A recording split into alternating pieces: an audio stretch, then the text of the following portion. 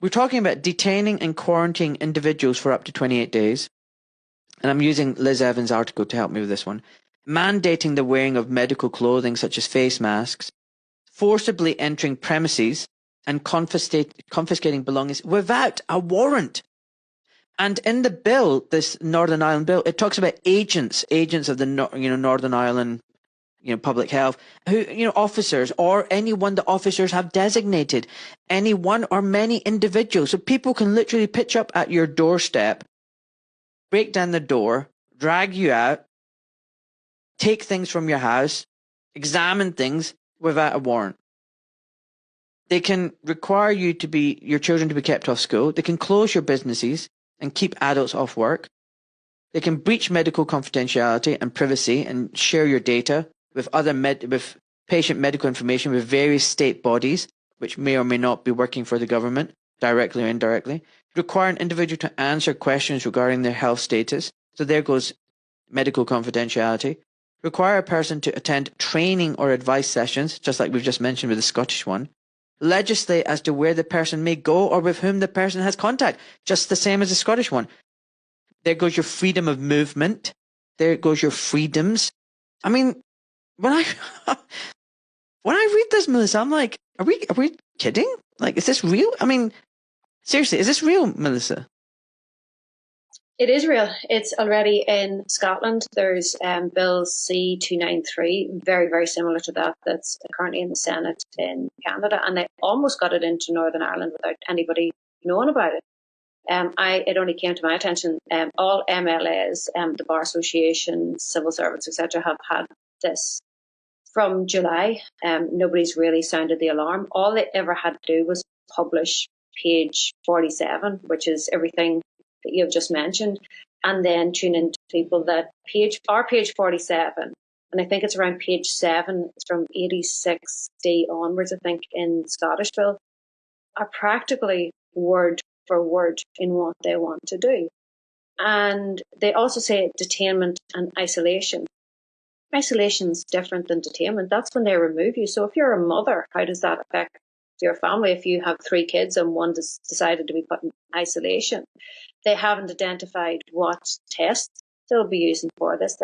They haven't even specified. They want to move this to an all hazards approach. But what is all hazards? How do you define it? Could that be a climate emergency?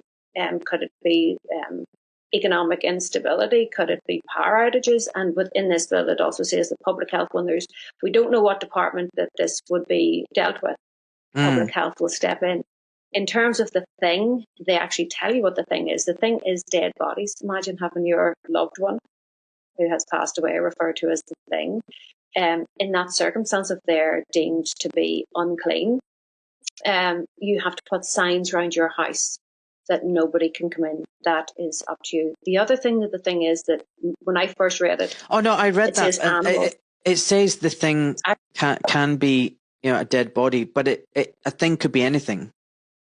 I think pets. I think it's equipment. Could be anything.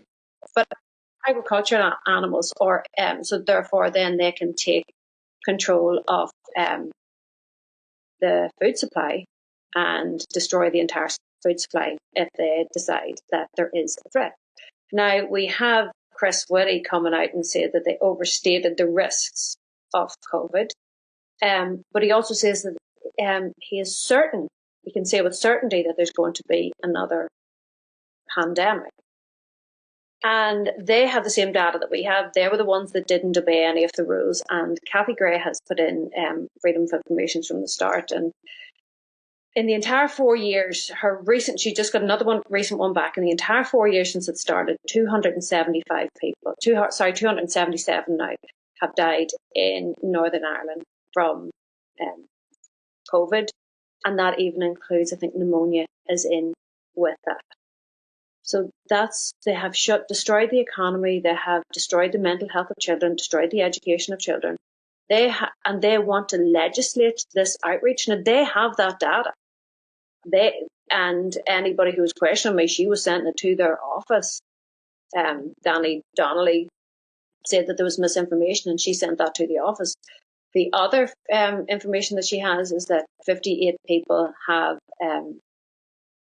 it's 58 deaths and reported deaths, and I think 5,166 around that reported adverse reactions from the vaccine. Now that's only the reported ones, and we know that stands anywhere between 2 and 10% at best.